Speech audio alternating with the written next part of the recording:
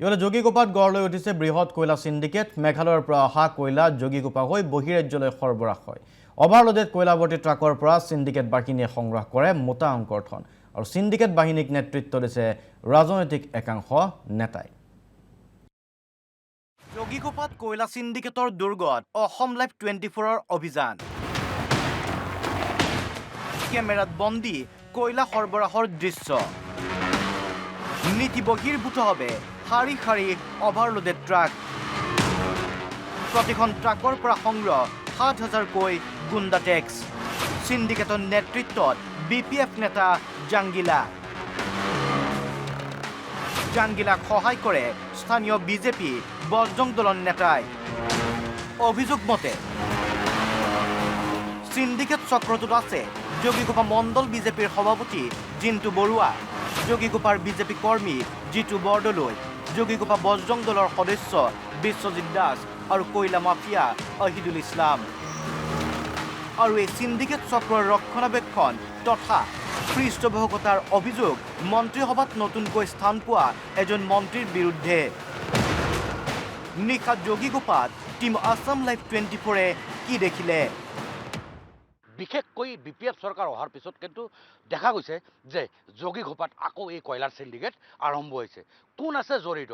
বিশেষকৈ আমি পূৰ্বৰ যি প্ৰতিবেদন আছিলে তাতে এজন ৰাজনৈতিক নেতাৰ নাম আমি দেখুৱাইছিলোঁ, নাম আছিলে জাংগিলা হাজোৱাৰী।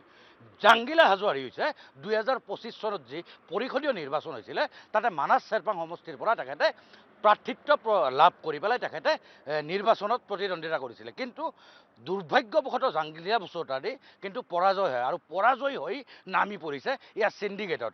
কাৰ আশীৰ্বাদত চলিছে এই সিন্ডিকেট? বিশেষকৈ এজন মন্ত্ৰীসভাতকৈ নৱনিযুক্ত মন্ত্ৰীসভাত তেখেতৰ নামো আহিছে।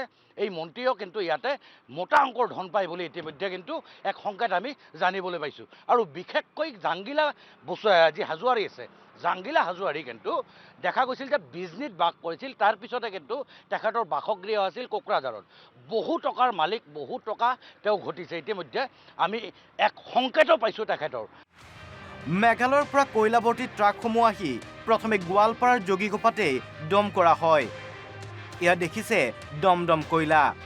পৰৱৰ্তী সময়ত যোগীগোপাৰ পৰা ট্ৰাকেৰে অভাৰলোডেড কয়লা সৰবৰাহ কৰা হয় বহিৰাজ্যলৈ। আৰু এই অভাৰলোডেড ট্ৰাকৰ বাবেই ৰাষ্ট্ৰীয় ঘাইপথত সময়ে সময়ে সংঘটিত হৈছে দুৰ্ঘটনা। BPF নেতা জাংগিলাই নেতৃত্ব দিছে। জাংগিলাই বদনাম কৰিব বিচাৰিছে নেকি BPF-ক? স্বচ্ছ নিকা প্ৰশাসনৰ বাবে কাম কৰি থকা BTC প্ৰধান হাগ্ৰামা মহিলাৰী আৰু মুখ্যমন্ত্ৰী হিমন্ত বিশ্ব শৰ্মাকো কেৰেপ নকৰে নেকি জাংগিলাই? ইফালে সকলোৰে সন্মুখত মুকলিকৈ চলি থকা এই সিন্ডিকেটক লৈ নীৰৱ গোৱালপাৰা প্ৰশাসন। এইটো গোৱালপাৰাৰ পৰিবহণ বিষয়াৰ কাৰ্যালয়। কিয় মৌন গোৱালপাৰাৰ পৰিবহণ বিষয়া সত্যকাম গগৈ? মেঘালয়ৰ পৰা যিসমূহ কয়লা গাড়ী গোৱালপাৰা 17 নম্বৰ ৰাষ্ট্ৰীয় ঘাইপথেদি যোগীগোপালৈ যায়, কিন্তু সেই অভাৰলোডেড গাড়ীসমূহৰ কিন্তু কোনো ধৰণৰ ব্যৱস্থা গ্ৰহণ কৰা নাই গোৱালপাৰা জিলা পৰিবহণ বিভাগে। আৰু গোৱালপাৰা জিলা পৰিবহণ বিভাগে কিয় এই বিষয়টোৰ ওপৰত কোনো ব্যৱস্থা গ্ৰহণ কৰা নাই সেয়া কিন্তু এক ৰহস্যৰ অৱতত।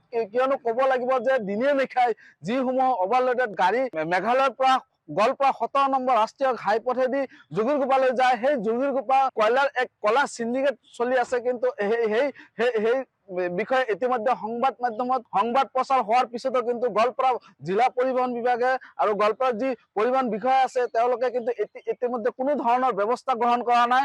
আৰু কিয় গ্ৰহণ কৰা নাই এয়া কিন্তু এক ৰহস্যৰ অৱতত আছে। পৰিবহণ বিভাগে কাৰ নিৰ্দেশত পাহৰিলে দায়িত্ব?